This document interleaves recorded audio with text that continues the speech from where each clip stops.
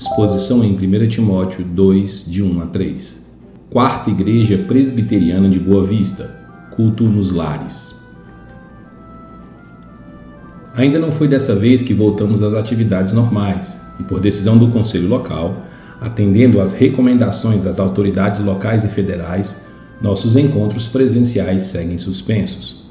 Tem sido, de fato, complicada a manutenção de nossos vínculos à distância, pelo que continuadamente clamamos para que nos seja permitido voltar a congregarmos normalmente. Ademais, nesses últimos dias, temos visto não só a persistência da pandemia e os possíveis problemas econômicos decorrentes dela, mas também uma crise política governamental, que inclusive se agravou em especial nessa semana que passou. Pensando nisso, gostaria de refletir no texto de 1 Timóteo 2, 1 a 3 e retirar dele algumas lições para a nossa vida. Antes de tudo, pois, exorto que se use a prática de súplicas, orações, intercessões, ações de graças em favor de todos os homens, em favor dos reis e de todos os que se acham investidos de autoridade, para que vivamos vida tranquila e mansa, com toda piedade e respeito. Isto é bom e aceitável diante de Deus, nosso Salvador. Vamos orar? Pai, nos ajuda a compreender essas verdades. Agora que ouvimos essa mensagem gravada, mais uma vez te pedimos, fala ao nosso coração e revela a tua vontade a nós, prescrita aqui nestas palavras. Em nome de Jesus oramos assim, pelo que também dizemos amém.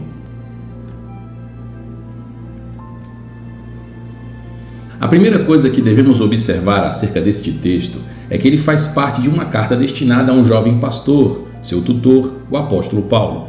Essa carta forma com outras duas um conjunto chamado Cartas Pastorais, que foram enviadas pelo apóstolo a dois destinatários específicos, Tito e Timóteo, esse último recebendo duas correspondências. Muito embora sejam cartas pessoais e comunicações diretas, nelas há muitas lições que devem ser observadas criteriosamente pela igreja, o que constitui também palavra de Deus para o povo de Deus. Gordon Fee e Douglas Stuart, no livro Como Ler a Bíblia, livro por livro, chama a nossa atenção para o risco de entender essas cartas apenas como pastorais, isto é, como instruções para jovens pastores e com isso compreendê-las com um viés posterior e então diluir o caráter e cenário único de cada uma, imaginando que elas não servem para a comunidade, a não ser como baliza para o trabalho do pastor. Mais à frente, no comentário, eles dizem que os receptores originais dessa carta são tanto Timóteo, o jovem companheiro de longa data do apóstolo, e por fim a igreja de Éfeso, pois a bênção final no verso 21, capítulo 6, está no plural. Da mesma maneira, Calvino, em seu comentário sobre as cartas pastorais, dispara especificamente sobre a epístola escrita para Timóteo. Em minha opinião, esta epístola foi escrita mais por causa de outros do que por causa de Timóteo mesmo. E creio que aqueles que considerarem criteriosamente a matéria concordarão comigo. Naturalmente, não nego que Paulo tensionava ensinar e aconselhar também a Timóteo. Minha alegação, porém, é que a epístola contém muitos elementos que não justificariam sua inclusão caso tivessem exclusivamente Timóteo como alvo. E concordando com isso, Hans Burger diz: o fato de que também as igrejas estão incluídas como destinatários da carta é evidenciado, por exemplo, pelo posicionamento da oração eclesial, no qual se aborda a conduta de todos os homens e mulheres na igreja antes da enumeração dos diversos serviços na igreja e de suas demandas. As considerações sobre os servos da igreja voltam a desembocar na conduta e no culto de todos a Deus. É dessa forma que nos aproximaremos desses versos, não meramente como cartas pessoais ou conselhos aos pastores, mas sendo destinada a toda a igreja. Isso é, essas palavras são de Deus para você também. E por isso, embora seja uma sentença praticamente única, para conseguir compreender melhor as informações que são passadas aqui pelo apóstolo, convém separarmos a explicação desses versos em 4 proposições. 1. Os antecedentes. 2. A oração. 3. O alvo. 4. A grande razão. E no final trazer alguns impositivos para nós hoje. os antecedentes. Paulo começa os versos que lemos no início com a expressão antes de tudo, com o claro propósito de estabelecer a importância da recomendação que será apresentada em seguida. Segundo alguns especialistas, a expressão é fórmula clássica da correspondência privada, mostrando que ele estava pronto para dar início ao corpo principal da sua carta. É como se Paulo dissesse: preste atenção, há algo muito importante que quero passar a você. Mas quando levamos em consideração os versos imediatamente anteriores, tudo fica ainda mais óbvio. Paulo se volta a Timóteo e diz: este é o dever que te encarrego. Combate firmado o bom combate, mantendo a fé e a boa consciência, porquanto alguns, tendo rejeitado a boa consciência, vieram a naufragar na fé. E então continua: mas para fazer isso, Timóteo, é necessário que você, antes de tudo. Então segue as instruções que nós queremos analisar hoje de modo mais detido. Ou seja, para Paulo, ao instruir Timóteo a permanecer firme na sã doutrina, lutar e vencer na caminhada cristã, diferentemente de alguns que se desviaram da fé, era importante frisar o valor imprescindível da oração. De outra maneira, é como afirma John Norman na série Cultura Bíblica: a primeira exigência de Paulo é que se use a prática de súplicas, orações, intercessões e ações de graça em favor de todos os homens.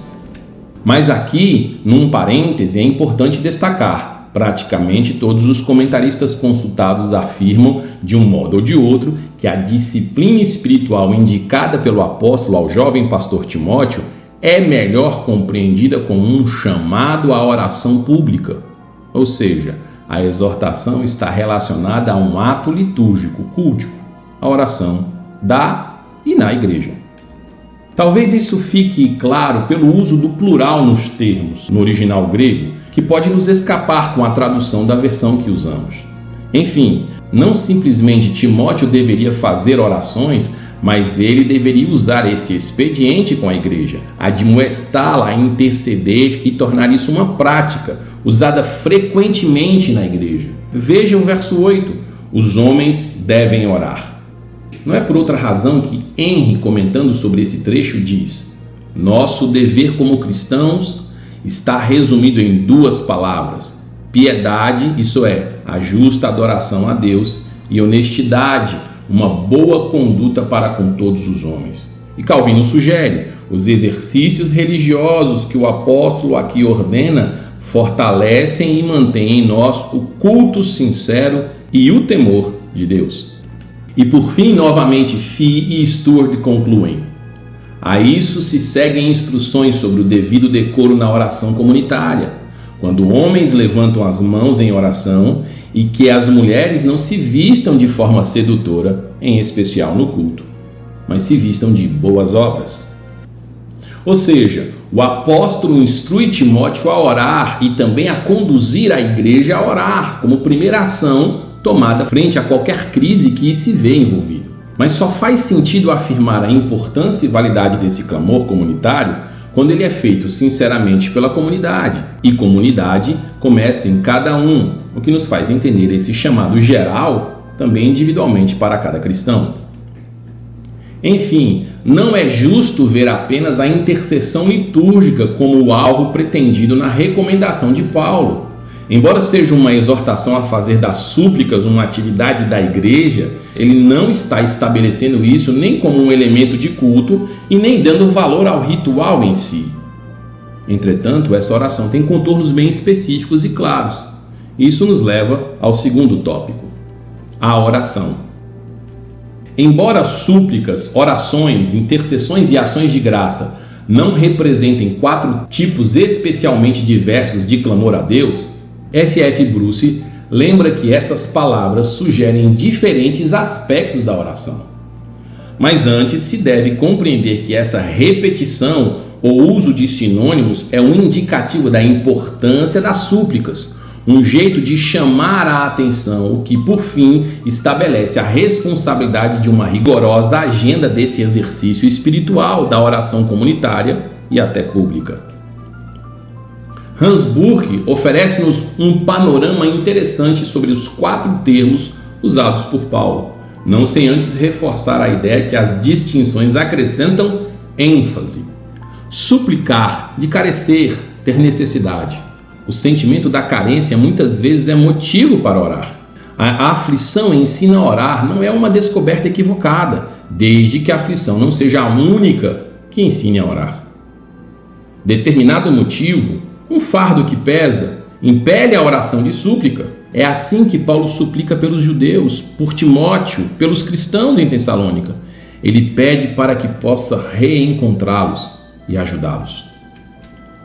Orações designa o movimento da alma em direção a Deus. Como resposta ao pedido dos discípulos de que Jesus os ensine a orar, ele lhes dá a estrutura básica de todas as orações, no que conhecemos como Pai Nosso ou oração dominical. A viúva que de dia e de noite se põe perante Deus com súplicas e oração, e a persistência do amigo inoportuno são exemplos para nós. Intercessões, originalmente uma solicitação, petição a um príncipe. Assim como o Espírito Santo se empenha com gemidos inexprimíveis pelos eleitos, e Jesus Cristo, sumo sacerdote, intervém em favor da igreja perante Deus Pai, assim a igreja deve interceder no poder do Espírito, em nome de Jesus, em favor do mundo inteiro. Ações de graça, demonstrações de gratidão. No louvor agradecido a Deus, a oração chega à plenitude e ao cumprimento. Somente quem agradece permanece alerta para Deus, porque não cai de volta para si e suas necessidades. Em outras palavras, Paulo está exortando tanto Timóteo quanto a igreja sob sua tutela que pública e privadamente orem incansavelmente, como bem instruiu o Senhor lá no Evangelho de Lucas 11, 5-9, a pedir e a buscar intensamente em oração até termos a resposta do alto. Isso nos leva ao terceiro tópico, o alvo.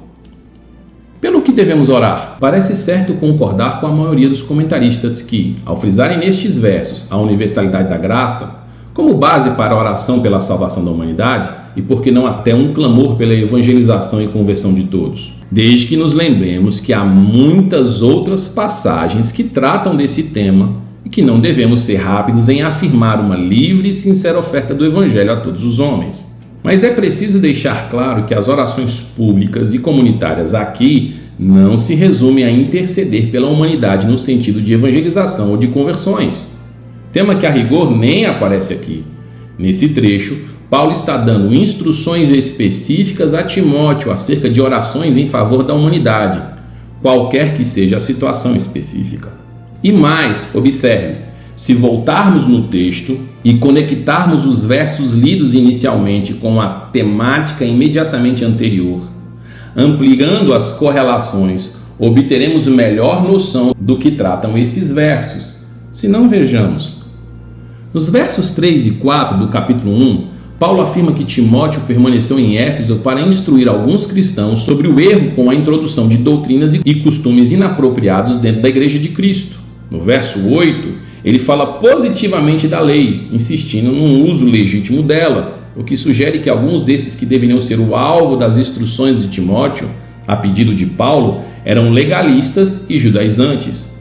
E novamente nos versos 18 e 19, há uma exortação ao combate da fé persistente, inflexível e incansável. Ora, todas essas batalhas primeiramente são travadas de joelhos, ou seja, Paulo está admoestando Timóteo, em conjunto com a igreja, a interceder até publicamente a Deus em favor da humanidade, acerca das coisas próprias da fé, como diz Hans Burke. Combate bem a bela luta somente a igreja que, acima de todas as mais importantes e necessárias tarefas, forma uma multidão de pessoas que ora e abarca o mundo, posicionando-se e intercedendo perante Deus. Paulo não está estabelecendo uma doutrina sobre oração ou evangelização, ou mesmo de intercessão missionária, mas literalmente exortando o jovem pastor e a igreja a lutar através da oração em favor da humanidade como um todo. E isso é muito significativo, em especial para o nosso presente momento. Ora, há como negar que a oração deve ser a primeira arma da nossa milícia? Convém imaginar que a oração é apenas uma ajuda, uma forcinha para conseguirmos vencer como igreja? Será mesmo razoável crer que devemos orar apenas no início ou no final das reuniões em que decidirmos por um determinado curso de ação? Como se disséssemos, quebra um galho nessa, Senhor? Certamente que não. Somos não só chamados aqui pelo apóstolo a orarmos intensamente, mas também constrangidos pelo exemplo pessoal dele. E mais, não vemos em nosso Senhor tal atitude? Diversas noites diante do Pai em oração e até mesmo na cruz, clamando em favor daqueles que o crucificavam. Devemos apresentar cada uma de nossas causas diante de Deus. A oração é, ou deveria ser, algo natural para o cristão. Olha a forma como Cristo aborda o tema em Mateus 6. E quando orardes? Entretanto, o verso 2 apresenta um alvo para as nossas orações tão específico que é difícil imaginar que seja equivocado ver aqui uma clara afirmação apostólica de como a igreja realmente deve interferir na sociedade e, em especial, na política. A frase é clara e as ideias são simples. Os termos usados por Paulo apontam que ele tinha realmente o interesse de admoestar, através de Timóteo, a igreja de Éfeso a clamar a Deus em favor dos governantes de sua época, desde o imperador até os demais agentes de Roma. E aqui talvez seja interessante entender um pouco a importância e cultura de Éfeso. Segundo algumas fontes, na época de Paulo, Éfeso era uma cidade portuária na foz do rio Cáster, no mar Egeu, e a capital da província romana da Ásia, atual Turquia no extremo ocidente. Sua população no primeiro século pode ter chegado a 500 mil. A fama de Éfeso não era só comercial e política, afinal ali era o centro para a adoração da deusa Diana, e também de práticas ocultistas. E era também, juntamente com Pérgamo e Esmirna, onde estava o templo em que começava a deificação ao imperador romano e sua família. Se a vida religiosa era dominada pela adoração do imperador, pela idolatria e as artes negras do ocultismo e espiritismo, a vida moral era típica de uma cidade greco-romana. Um grande bordel erguia-se em uma das interseções principais. Levando tudo isso em conta, como nos lembra Calvino, as autoridades daquele tempo eram inimigos e viviam devotando toda a sua energia e riqueza em oposição ao reino de Cristo. Seria natural supor que os cristãos deveriam ignorar seus governantes e autoridades e legá-los à própria sorte, ou talvez mover clamor imprecatórios e rogar maldições sobre cada um dos que transtornavam com muitas tribulações a igreja de Cristo. Pare para pensar. Orar em favor dos romanos que oprimiam os judeus e agora perseguiam os cristãos? A tradição judaica sugeria: amarás o teu próximo e odiarás o teu inimigo. John Gill destaca que muitos mestres rabínicos afirmavam que era um dever moral ser rude para aqueles que não eram considerados amigos, ou que se eventualmente estivessem em divergências teológicas significativas. Não podia haver gentileza entre eles. A ideia era: se devemos amar ao próximo, devemos odiar os que estão distantes. E por distância, muita coisa era aceita, por mais subjetiva que fosse. Daí um judeu verdadeiro tinha a obrigação de não ser gentil com os romanos, ao ponto de não ser considerado um pecado mentir para um soldado que o questionava sobre alguma localização. Mas Jesus corrige isso dizendo: amai os vossos inimigos e orai pelos que vos perseguem, para que vos torneis filhos do vosso Pai Celeste. Porque ele faz nascer o sol sobre maus e bons, e vir chuva sobre justos e injustos. Porque se amardes os que vos amam, que recompensa tendes? Não fazem os publicanos também o mesmo? E se saudardes somente os vossos irmãos, que fazeis demais? Não fazem os gentios também o mesmo? Portanto, sede vós perfeitos, como perfeito é vosso Pai Celeste. Percebeu? Aqui o apóstolo não dá novas orientações, apenas lembra o que o próprio Cristo ensinou. E isso tudo não é por um motivo abstrato ou difuso, ou ainda só focado naqueles que são alvos diretos das nossas súplicas e orações. Ao contrário, o apóstolo afirma categoricamente que devemos clamar em favor da humanidade e dos governantes, tendo em mente a qualidade de vida da igreja.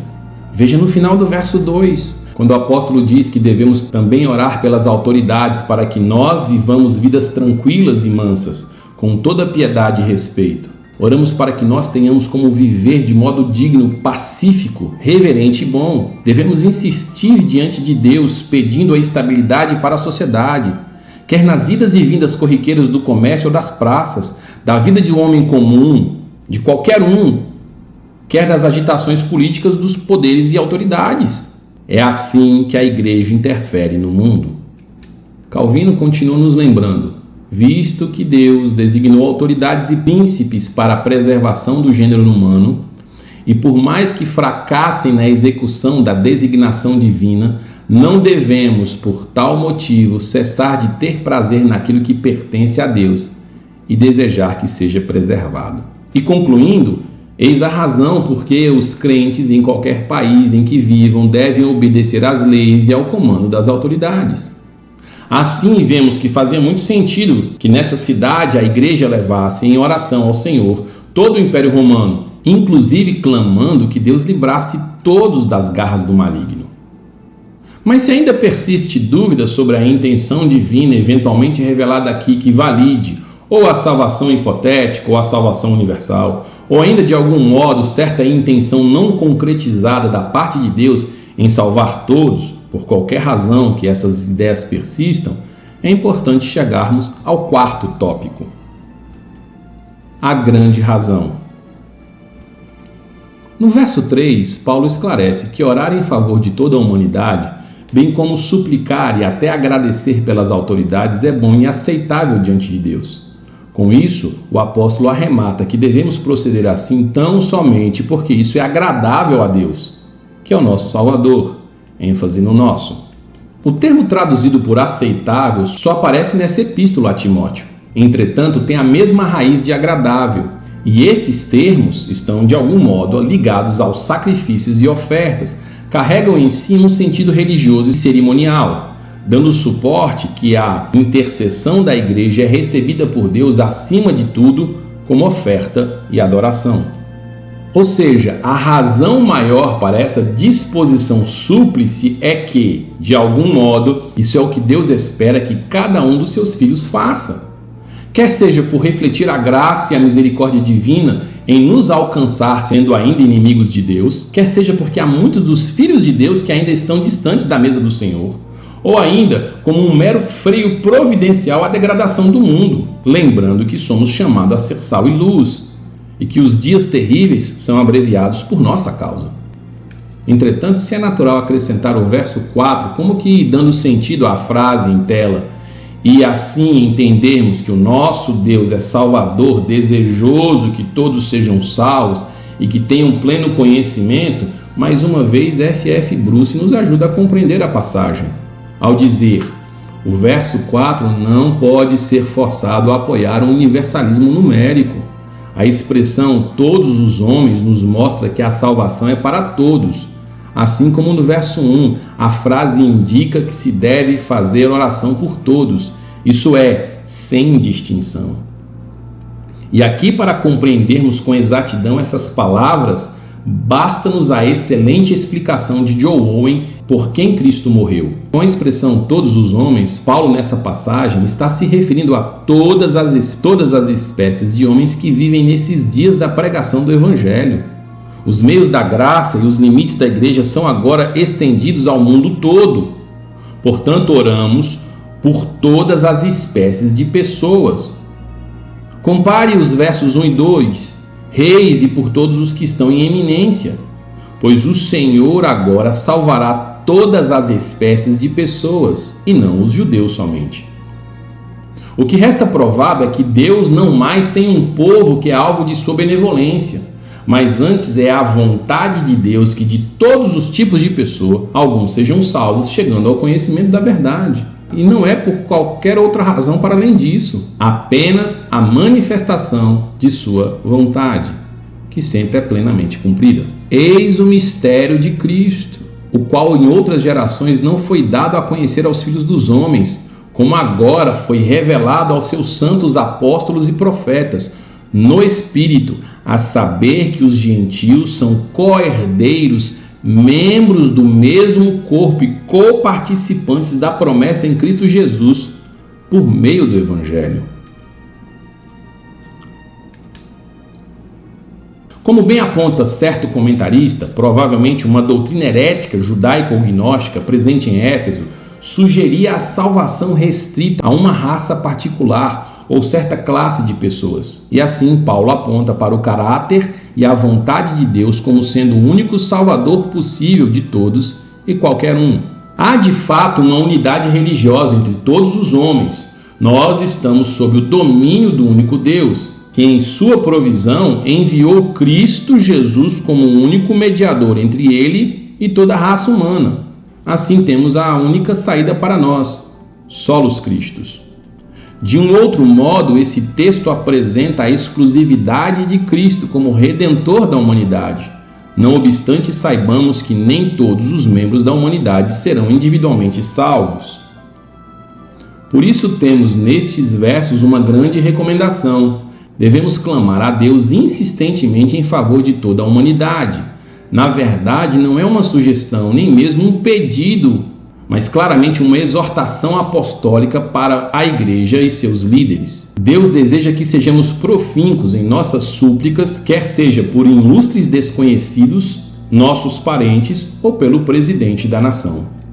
E aqui destaco 3 movimentos que todos nós somos convocados a fazer.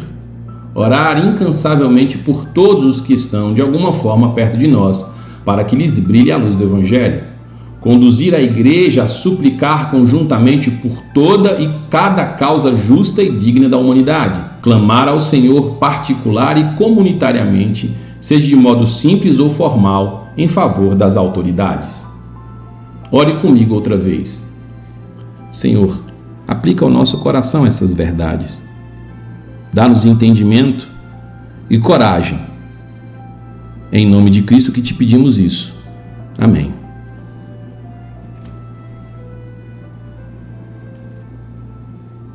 Aproveite para conversar com os familiares sobre o assunto tratado nessa exposição. Faça perguntas sobre o que foi dito e o que se deve aprender a partir deste texto. Como essas informações afetam ou devem afetar a sua vida cristã?